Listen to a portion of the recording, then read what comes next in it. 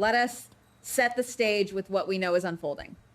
We have all seen the escalating tension surrounding Drew and his miraculous yet terrifying recovery. We know Nina pushed him into the lake in a moment of sheer panic, and we know Gio dove into those freezing waters to execute a dramatic rescue. But this is where the story pivots from a standard daytime rescue mission into a high-stakes psychological thriller. Instead of dragging a sputtering, half-drowned Drew to the emergency room where the authorities and his enemies could easily find him, Gio does something completely unexpected and incredibly brave. He hides him. He takes him to a secure, undisclosed location, prioritizing safety over protocol. Why would Gio choose secrecy over immediate medical attention?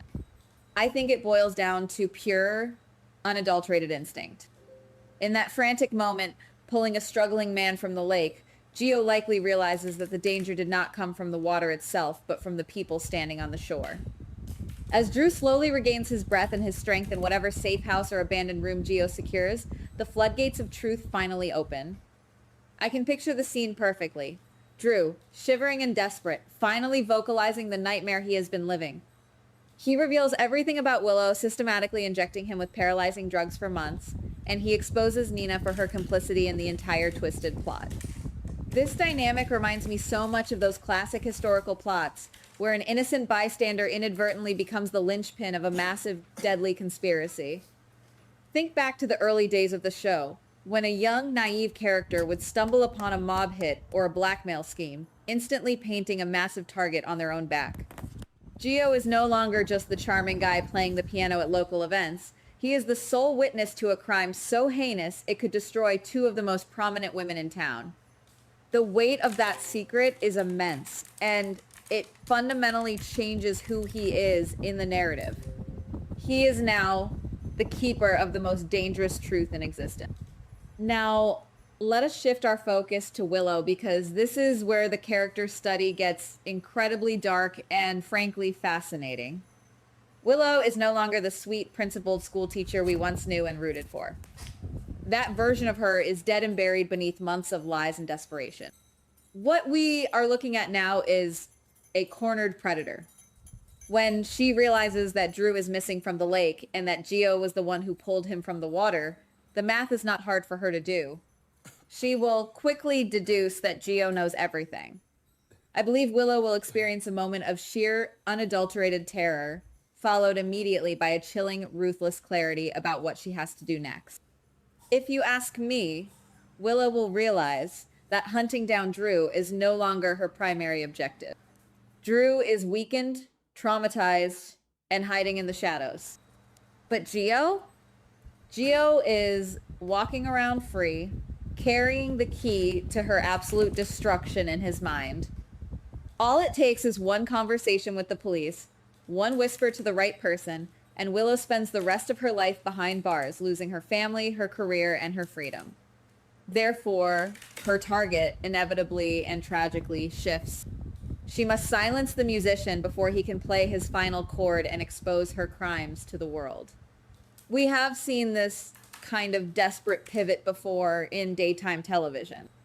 Whenever a character crosses the line from self-preservation into active malice, the collateral damage always skyrockets.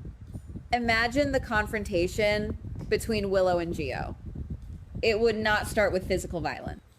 It would start with psychological manipulation. I can see Willow cornering him in a quiet hallway or an empty studio, using her soft, persuasive voice, trying to gauge exactly what he knows and trying to convince him to walk away. But Gio, armed with the horrifying truth of what she did to Drew, will not be swayed by her tears or her desperate pleas.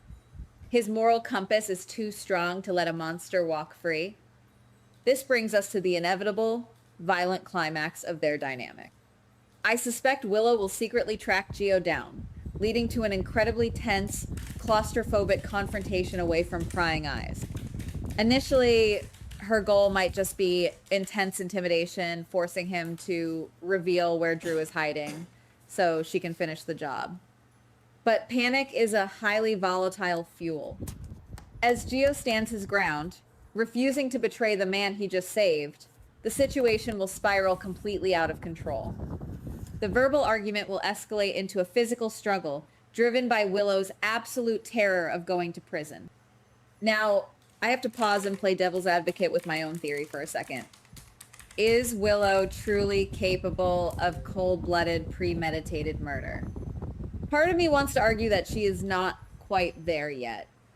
Perhaps she does not go to that confrontation with the explicit intention of killing him.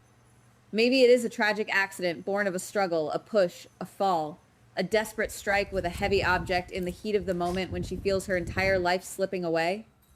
But honestly, whether it is premeditated murder or a horrific crime of desperate passion, the result is exactly the same. Her actions cross a point of no return, cementing her status as a true villain. The outcome of this violent clash is devastating. I envision Gio being left critically injured, fighting for his life in an intensive care unit, hooked up to the very machines that Drew managed to escape. The irony is sickening and tragic. The young man who dove into the freezing water to save a life is now drowning in his own fight for survival, all because he dared to protect the truth. And Willow? She will have to walk away from his broken body, wash the proverbial blood from her hands, and pretend she knows absolutely nothing about how the young musician ended up in a coma. But Willow's biggest mistake will not be the attack itself. It will be vastly underestimating the wrath of Brook Lynn.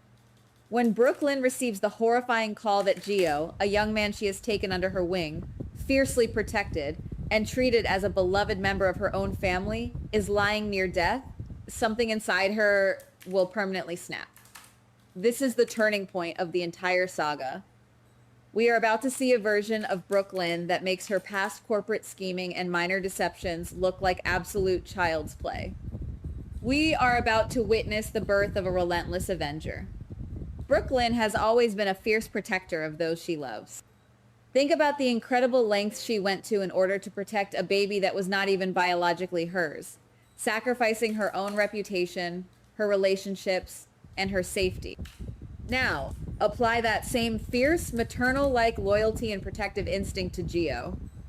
When she stands over his hospital bed, watching him fight for every single breath, any lingering civility or forced politeness she had toward Willow or Nina will completely evaporate. She will not accept any excuses, any fake tears, or any manufactured sympathy from the women who put him there.